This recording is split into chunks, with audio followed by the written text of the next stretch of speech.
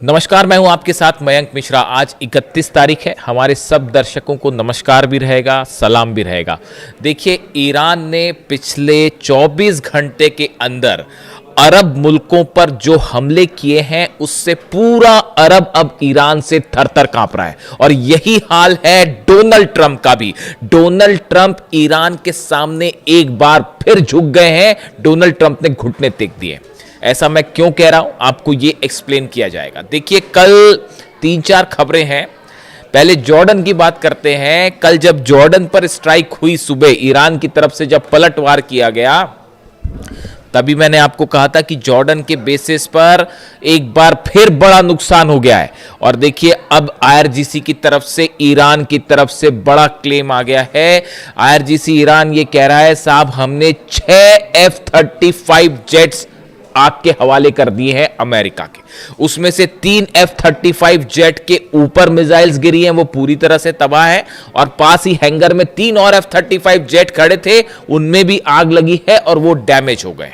यानी 6 F-35 jet का नुकसान, ऐसा ईरान दावा कर रहा है। और साथ ही ये भी कह रहा है कि जॉर्डन के इजराक बेस पर जो मेंटेनेंस करने वाले लोग थे वहां पर, अमेरिका के सोल्जर्स, अमेरिका के अधिकारी, उनमें से कई की मौत का दावा भी ईरान ने किया है। यानी जॉर्डन एक बार फिर धुआं है। कल जब ये हमले हुए थे, जब खबरें आ रही थी कि हज कासिम और खैबर मिसाइल्स दागी गई हैं और जॉर्डन में ब्लास्ट हो रहे हैं, तो तमाम कई अखबार ये चला रहे थे कि जॉर्डन ये कह रहा है कि मिसाइल्स रोक दी गई। तभी हमने ये कहा था कि जरा कुछ घंटे रुक जाइए, फिर देखिए क्या होता है। हालांकि अमेरिका ने अभी भी क्लेम कुछ नहीं किया है। ये बात हुई जॉर्डन की। अभी मैं सऊदी पे आ रहा हूं। अभी पहले जो सीधे हमले हुए थे, जरा उनकी बात कर ली जाए। इसके अलावा बहरीन चलते हैं। Iran claims is struck a key US military base in Bahrain, home to the US navy's 5th fleet. Tehran says its Arash drone force targeted Sheikh Isa airbase under the latest phase of operation Thunder, calling it the retaliation for recent American air strikes.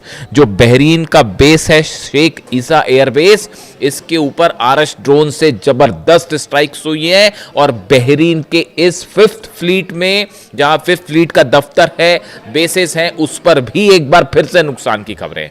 यानी Bahrain को भी जो है वो जबरदस्त हमले किए गए। कुवैत की कल जो स्ट्राइक्स हुई है, जिसमें एक चाइना की कंपनी पर भी हमला हो गया, और वो एक जो है वो मिसाइल अटैक चाइना की कंपनी पर भी हो गया, वो भी एक खबर थी। कुवैत में जो स्ट्राइक्स हुई है वो काफ़ी अंदर तक हुई है, मतलब डीप इनसाइड कुवैत। तो ये भी एक बार बता रहा है कि वो जो मिसाइल कुवैत में तमाम डिफेंस सिस्टम लगे हुए हैं अमेरिका के, वो रोकने में एक बार फिर नाकाम रहे और पेट्रियाट जो है वो धरा का धरा रह गया। और ईरान की मिसाइल्स ने वो मारा है साहब कुवैत में कि कुवैत में भी अच्छा खासा नुकसान, कुवैत की बेसिस पर नुकसान का दावा कर रहा है ईरान। ये कह रहा है कि कुवैत में जो अमेरिका की बेसिस हैं उसको हमने जो टारगेट किया वहां असली नुकसान हुआ है। अब ये खबरें बाहर नहीं आ पा रही हैं। जितने अरब देशों में सब तरफ जो है वो खबरें बाहर, उसकी पिक्चर बनाने पर रोक लगा दी गई। यहां तक कि सेंटकॉम ने भी रोक लगा दी है कि हॉर्मूज में जो ईरान मार रहा है उसकी पिक्चरें रिलीज ना की जाए। तो अब वो बचाने की कोशिश कर रहे हैं, लेकिन साहब खबर आई जाती है। सऊदी की बात करें, देखिए मैंने आपको परसों रात को बताया था, कल नहीं परसों रात को बताया था कि सऊदी में अटैक हो गए हैं और सऊदी में एयरपोर्ट जो है उसके आसपास धमाके की खबरें हैं। और देखिए अल्टीमेटली वो बात सच साबित हुई। एक सऊदी से एक भाई साहब हैं, उनका मैसेज आया मेरे पास कि मयंक जी 4 धमाके हो गए हैं एयरपोर्ट के आसपास और उसको बंद कर दिया गया है। तो जब खबरें, इसीलिए खबरें कई बार सटीक साबित हो जाती है, क्योंकि खबरें पहुंचाने वाले भी आप ही लोग हैं। जब कतर पे हमला होता है तो वहाँ से तुरंत मैसेज आ जाते हैं। वहाँ पे जैसी धमाके की आवाज़ आती है तो मोबाइल पे तुरंत मैसेज आता है कि मयंक जी धमाके हो गए, हमला हो गया है। तो इसलिए अपना इनपुट जो है ना वो ग्राउंड, उसके लिए किसी अमेरिका की एजेंसी का वेट करने की ज़रूरत नहीं है, ना ही किसी अरब देश की एजेंसी का वेट करने की ज़रूरत है, ना किसी के दावे की ज़रूरत है। तो यही मेरी सबसे बड़ी स्ट्रेंथ है कि जो है मेरे पास सीधे मैसेज आते हैं। कतर से मैसेज आता है, साहब मैं कतर में हूँ, देखिए धमाके की खबरें आ रही है। मैं सऊदी में हूँ एयरपोर्ट के पास। तो आप लोगों का बहुत बहुत शुक्रिया, इसीलिए खबरें सटीक साबित होती हैं। अब चलते हैं सऊदी। देखिए सऊदी में बहुत बड़ा डेवलपमेंट है, बहुत बड़ा डेवलपमेंट। सऊदी पर जो हमले हुए, हुती ने भी हमले किए, ईरान की तरफ से भी। अब देखिए क्लेम तो कोई कुछ नहीं कर रहा, लेकिन वो 4 ड्रोन कहाँ से आए वो आप ही समझ सकते हैं। उसके बाद हालात ये है कि मोहम्मद बिन सलमान ने अपने डिफेंस मिनिस्टर को भेजा अमेरिका, और वहाँ पे जाके बात ये हुई है, पूरा देखिए सऊदी का तेल रोक दिया गया है। अरब लाल सागर में बाबल मंदेब बंद है। उसके बाद सऊदी के पूरे पोर्ट्स भी खाली पड़े हुए हैं, सऊदी अपना तेल कहीं नहीं बेच पा रहा। अब वो मोहम्मद बिन सलमान इस डर में है, इस खौफ में है, बताया जा रहा है सऊदी अरब इस खौफ में है कि कहीं हम किसी लंबी लड़ाई में ना फंस जाएं। लंबी लड़ाई में फंसने का मतलब है जब अमेरिका को धो धो के पीट रहा है ईरान, तो इनका क्या होगा जरा अंदाज लगाइए। तो मोहम्मद बिन सलमान की तरफ से एक नया प्रस्ताव आ गया है कि मुस्लिम और अरब देशों के और तमाम दुनिया के मुल्क मिलकर एक फोर्स बनाए जो कि समंदर में जहाज़ों की, ऑयल टैंकर्स की रक्षा करेंगी। अब 14 मुस्लिम देश जिसके लिए राजी भी हो गए, वो तमाम देश हैं, उसमें जॉर्डन भी है, कुवैत भी है और इजिप्ट भी है, तमाम देश, सऊदी है, तमाम 14 देश जो है उसके लिए राज़ी हो गए। अमेरिका भी उस पर शामिल हो गया और भी शायद कुछ शामिल हो जाएं। तो अब ये 14 देशों की एक फोर्स मिलेगी जो मिल के लाल सागर में टैंकर की रक्षा करेगी, और अभी प्लान लाल सागर तक का, फिर अल्टीमेटली वो हॉर्मुज भी आ जाएगा। यानी आप प्लान देख रहे हो अमेरिका का कि इन मुस्लिम, देखिए प्लान बड़ा एक सूत्री चल रहा है। अगर आप पिछले 7-8 दिन के डेवलपमेंट देखें, सऊदी की जंग में एंट्री हो जाना, उसके बाद जो है वो धीरे से मामले को इस तरह से रुख देना कि जो है मुस्लिम देशों को एकजुट करने की कोशिश है, असल में ये ईरान के खिलाफ जो कहानी है वो ये। देखिए ये बात साफ है कि अमेरिका अकेले मिलके तो ईरान का कुछ नहीं बिगाड़ सकता, और बहुत ही मुंह की खा रहा है अमेरिका। ये जो F-35 जलने के दावे हैं, सोल्जर्स मरने के दावे हैं, यानी आप इससे बड़ी अमेरिका की हार कोई नहीं हो सकती। और डोनाल्ड ट्रंप का विरोध अमेरिका में खुद शुरू हो गया कि आप कर क्या रहे हो, विदेश नीति में आप कुछ नहीं कर पाए, अब्बास अराक्ची अकेले ठोक रहे हैं साहब। बताइए, सब पूरी रिजिम जो है वो हमले कर करके आपने इन पे हमला, उन पे हमला, अब्बास अराक्ची अकेले भारी पड़ रहे हैं सब पे, और मुस्तफा खामेनी और वो जो है वो अपनी पॉलिसी पे जो है वो भारी पड़ रहे हैं, झुकने को तैयार नहीं, झुकने का कोई सवाल ही नहीं है। और अहमद वाहिदी साहब की जो रणनीति है उस पर चल के अब ईरान भारी पड़ गया है सब पर। यानी आप देखिए, कोशिश हो रही कि 14 देशों को, मुस्लिम देशों को और बाकी भी जो इसमें शामिल हो जाएं, उनको ईरान के खिलाफ कर दिया जाए और एक ऐसा रुख रख लिया जाए कि सब एकजुट हैं ईरान के खिलाफ। इजराइल को भी उसमें शामिल कर लीजिए। उसके बाद भी पूरा अरब एक तरफ है, अमेरिका साथ में है, इजराइल साथ में है, यूरोपीय देश शामिल हैं, सब मिलके भी ईरान का कुछ नहीं बिगाड़ पा रहे और ईरान भारी पड़ रहा है।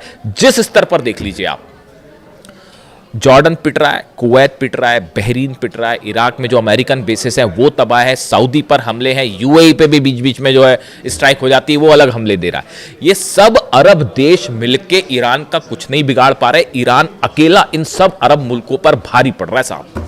और हकीकत ये, कल मेरे पास ईरान से एक मैसेज आया, ईरान के एक भाई साहब का कल मेरे पास मैसेज आया, बोले ये सऊदी ने जो करबला के ज़ायरीन पर हमला किया ना मयंक भाई, इसको लेकर इतना गुस्सा है, ये माफ नहीं करेगा ईरान कभी इसको लेकर। इमाम हुसैन साहब जो है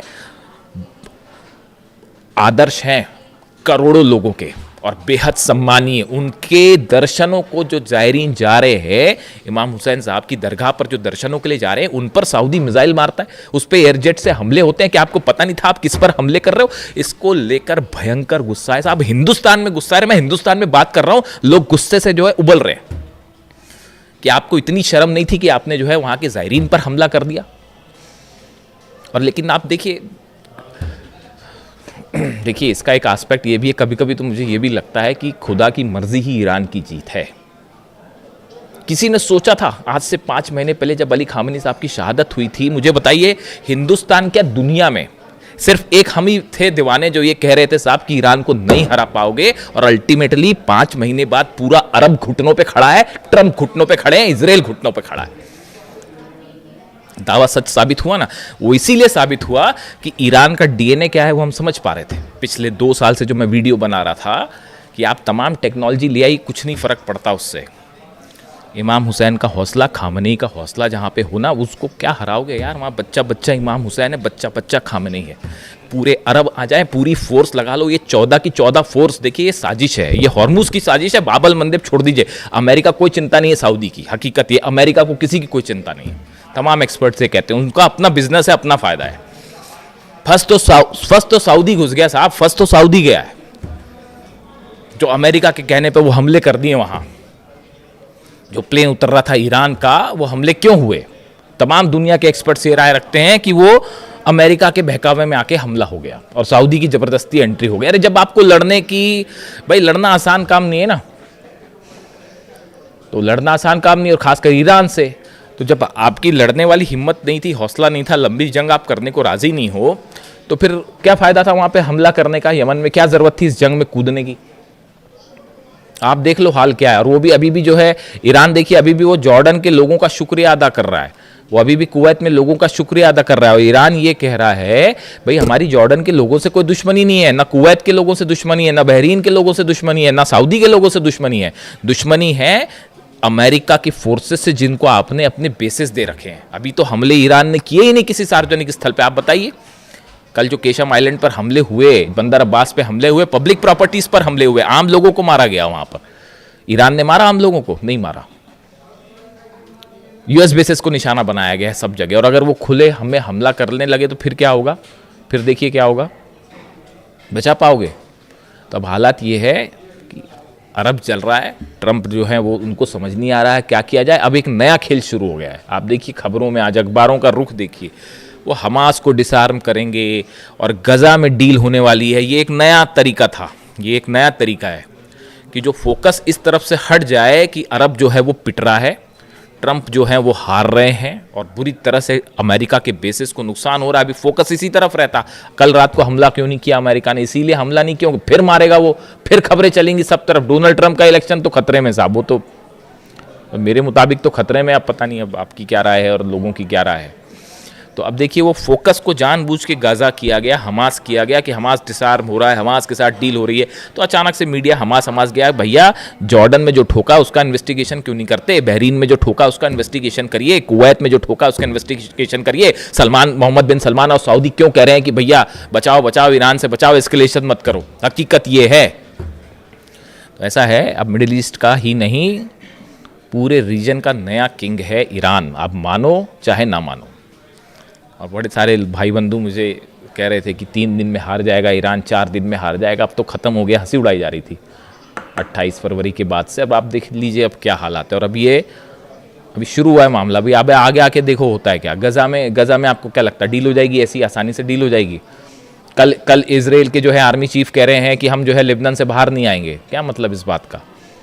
तो अब देखते क्या होता है। लेकिन फिलहाल हकीकत यह है कि ईरान ने बना ली है बड़ी लीड और इस जंग में जीत हुई है इमाम हुसैन की, इस जंग में जीत हुई है अली खामनेई साहब की, इस जंग में जीत हुई है आईआरजीसी की, ईरान की सेना की, अहमद वाहिदी साहब की, मुस्तफा खामनेई साहब की, ईरान के विदेश मंत्री अब्बास अराक्ची साहब की, और ईरान की 9 करोड़ जनता की, जो अमेरिका के आगे सिर उठाकर खड़ी हुई है। वीडियो कैसा लगा कमेंट करके ज़रूर बताएं। Thank you so much.